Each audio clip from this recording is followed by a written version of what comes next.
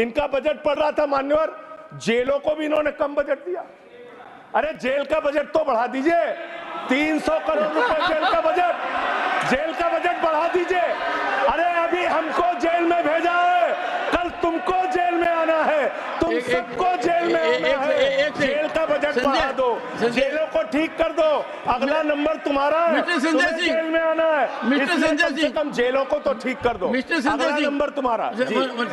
मैं जेल के बजट पे बोल रहा हूँ मानवर, मैं जेल के बजट पे बोल रहा हूँ। 300 करोड़ दिया, इनको जेल में आना है। वन सेकंड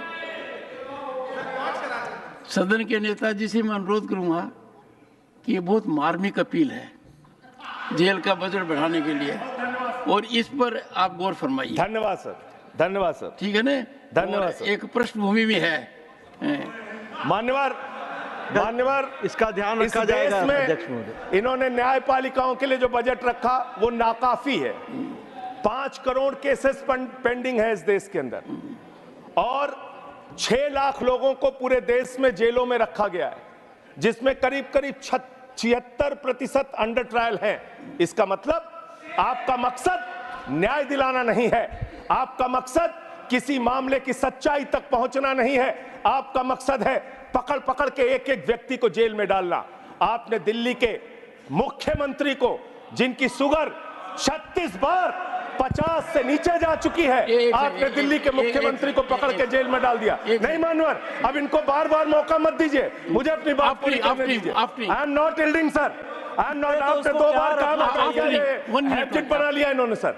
दिल्ली के मुख्यमंत्री को सर इन्होंने पकड़ के जेल में डाल के रखा, दिल्ली के शिक्षा मंत्री को इन्होंने 2 साल से जेल में रखा, दिल्ली के स्वास्थ्य मंत्री को इन्होंने 2 साल से जेल में रखा।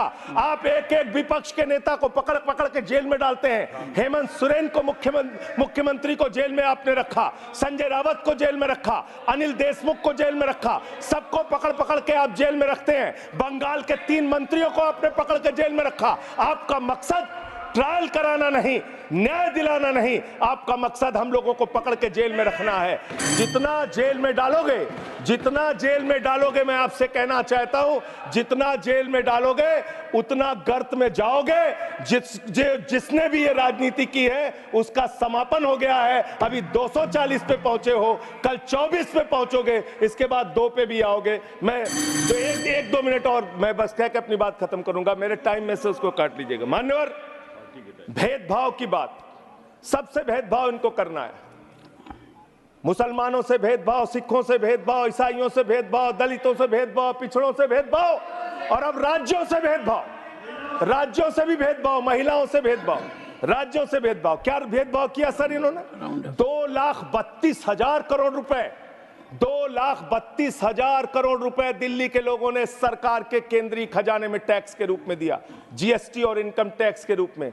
बदले में हमको कितना मिलता है? 0।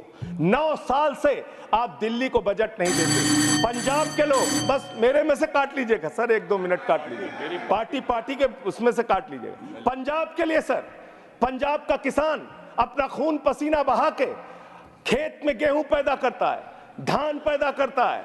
आपने 8,000 करोड़ रुपए पंजाब के विकास का पैसा रोक रखा है, विपक्ष के राज्यों का पैसा आपने रोक रखा है। ये भेदभाव क्यों कर रहे हैं आप क्यों कर रहे हैं? आप लिखते हैं राज्यों के विकास से देश का विकास है, ये आप राज्यों का विकास कर रहे हैं।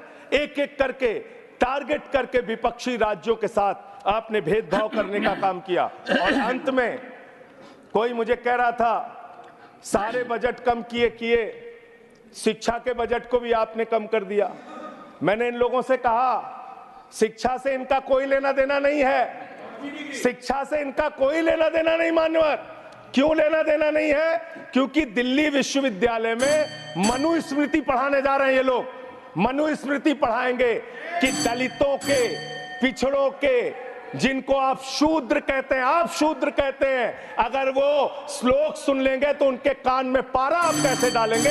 ये पढ़ाई आप कराने जा रहे हैं दिल्ली विश्वविद्यालय में, ये पढ़ाई आप कराने जा रहे हैं। इसलिए मान्यवर, मैं आपसे यही कहना चाहता हूं, ये बजट हिंदुस्तान के किसान के खिलाफ है, ये बजट हिंदुस्तान के नौजवान के खिलाफ है, ये बजट हिंदुस्तान के व्यापारियों के खिलाफ है। ये बजट सिर्फ और सिर्फ मोदी जी के मित्रों के लिए बनाया गया है, मित्रों के लिए बनाया गया है, मित्रों के लिए बनाया गया। न्यूज नेशन अब व्हाट्सएप पर।